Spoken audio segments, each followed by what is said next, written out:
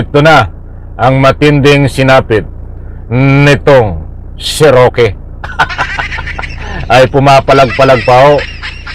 Alright, welcome back to my YouTube channel. I'm Andy's Vlog. Mga kaibigan, latest update tungkol dito kay Roque. Kansilado na ho ang passport.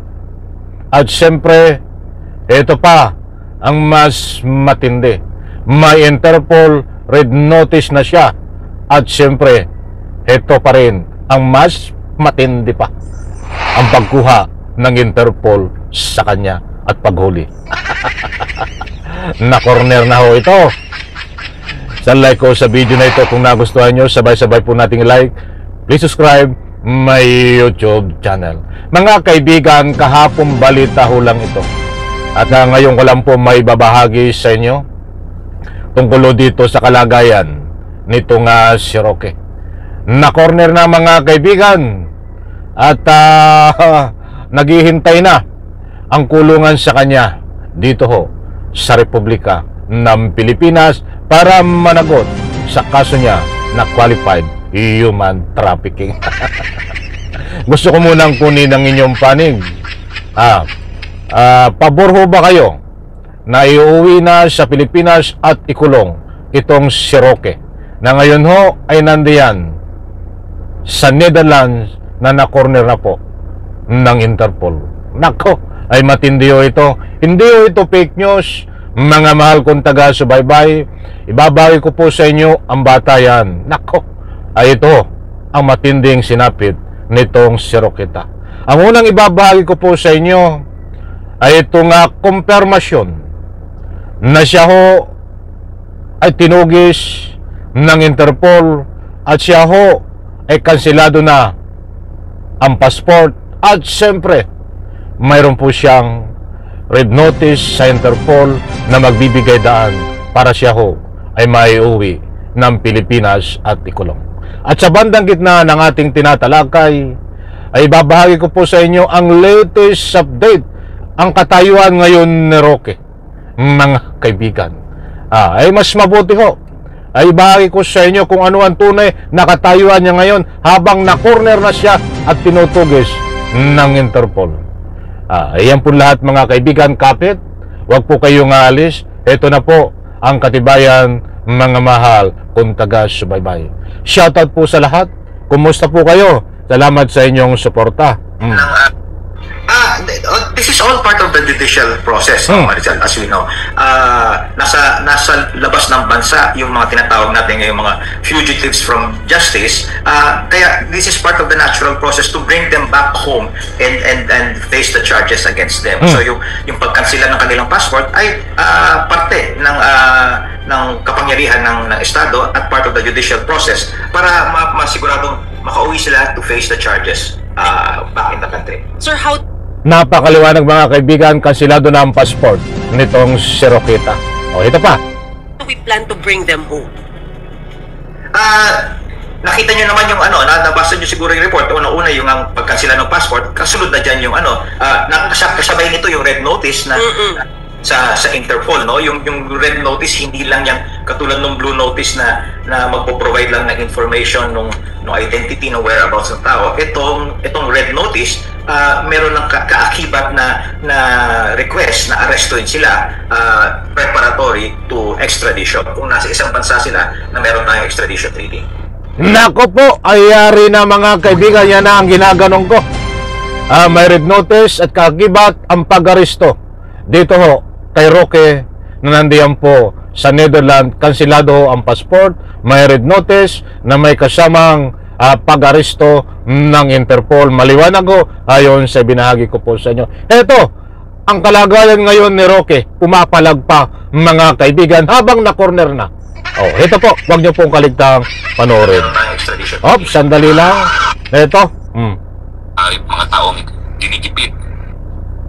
Maraming salamat po sa inyong suporta. Sisinungaling po ako kung hindi ko sasabihin na syempre, nalulungkot ako sa mga pangyayari dahil talagang totoong-totoo na talaga ang panggigipit sa akin. Totoo na daw ng panggigipit dahil na-corner ka lang ng Interpol Sasabihin mo ngayon tunay na panggigipit. Huwag niyo pong kaligtaan, panoorin, patindi ng patindi pa ho ito. Talagang totoo na daw ang pangigipit sa kanya dahil na-corner na ng Interpol at kansilado na ang passport. Mga kaibigan, nasa kamay na ng Interpol ang ikangay kapalaran nito. Ito. Magpo ako na kaya naman nagkaroon ng karapatang pantao, para nga bigyan ng proteksyon ng mga gaya ko, mga taong ginigipit. Dahil tayo po ay naninindigan sa ating paniniwala na malinis na pamumuno, epektibong pamumuno, at siyempre, pamumuno ng tao na nasa tamang pag-iisip. Hindi naman tayo magtatapa, magiging sparse tayo dahil ngayong talagang binubuhay nilang kontrobersya sa akin, talagang pati ang buhay ko ay meron ng banta talaga yan at matagal na namang sinasabi sa akin ng lahat na dapat I should take precautions pati na dun sa aking personal safety dahil nga kung hindi nila ako mapapauwi, magpapadala na lang ng Romanians yung mga addictus benedictus na yan. So, talagang nataranta na si Roque. Sige, tago ka pa. Hinahabol ka na ng Interpol. Roque. Heto. Pray for me po. I am a creature of prayer. Hindi naman po ako tatagal na wala sa Pilipinas sa ganitong katagal kung hindi po ako nananampalataya sa ating Panginoon. Please lang po, I need your prayers. And let's pray for the Philippines. Again, my appeal, Marcos Jr., vangag ka. Right now, you are sick. Pwede ka namin kaawaan.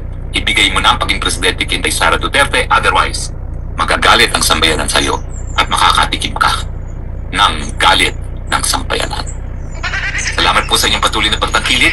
Ito po inyong spokesman bayan nagsasabi, narito pa rin po ako, malaya, isang asylum seeker, at nagsasabi, let's continue to pray for my personal safety, my freedom, for Tatay Digong, for BP Sara, for the Philippines, and for Marcos Jr. Pagkasal po rin natin siya, natanggapin na ang kanyang karamdaman at magbitiw na sa pwesto dahil ang kinakailangan ng buong Pilipinas.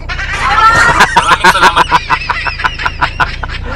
Nananaginip ng gising ito, nananaginip ng gising, nakatulala sa hangin. Roque! Yan po si Roque, yan po ang kanyang kalagayan ngayon. At disclaimer lang ho, malaya pa siya hanggang ngayon.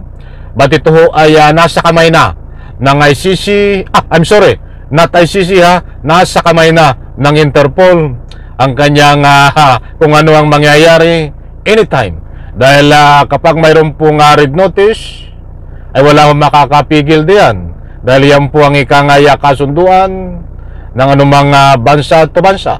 So abangan po natin kung siya ay malaya po ngayon. Hanggang ngayong araw na ito, bukas sa isang araw, kabang-abang ho ito.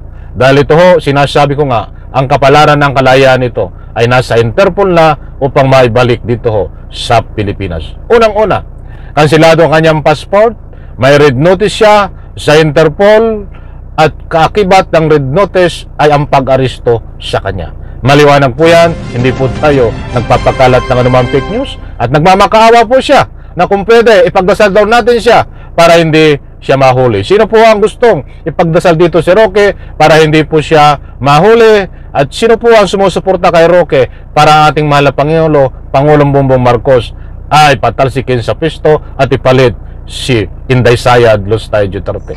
Any reaction? Diyan po, sa lahat po ng sumusuporta kay Roque, pwede po kayo mag-comment diyan po sa comment section. Sa like ko sa video na ito, maraming salamat, bye-bye, palakpakan, abangan po, abang-abang pa ang pangalawang latest update dito kay Roque sa susunod kong vlog. Bye-bye, palakpakan.